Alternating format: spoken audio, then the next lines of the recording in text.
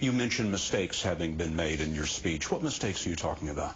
Abu Ghraib was a mistake. Using bad language like, bring them on was a mistake. I think history is going to look back and see a lot of ways we could have done things better. No question about it. The troop levels, sir, could have been a mistake. Could have been a mistake. Yeah. And the reason I brought up the mistakes is, one, that's the job of the commander-in-chief, and two, I don't want people blaming our military. We got a bunch of good military people out there doing what we've asked them to do, and the temptation is going to find scapegoats. Well, if the people want a scapegoat, they got one right here in me, because it's my decisions. Fair to say there were not enough American troops on the ground to provide security for Iraq. There's not enough troops on the ground right now to provide security for Iraq, and that's why I made the decision I made. Do you think you owe the Iraqi people an apology for not doing a better job? No, I don't. That we didn't do a better job, or they didn't do a better job?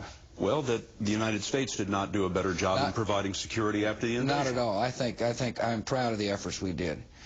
We liberated that country from a tyrant. I think the Iraqi people owe the American people a huge debt of gratitude. That's the problem. Here in America, they wonder whether or not there is a gratitude level that's significant to kill Americans. He is. Your military officers say that Iranian agents today are killing American troops on the ground in Iraq. Is that an act of war on the part of Iran against the United States? I think what they're saying is that the Iranians are providing equipment that is killing Americans. And therefore, well, either way, it's unacceptable. What would you say right now in this interview to the Iranian president about the meddling in Iraq? If we catch your people inside the country harming U.S. citizens or Iraqi citizens, we will deal with them. Back at home, there is a raging debate over the president's plan on Capitol Hill, even within his own party. The congressional leadership said it might try to stop him.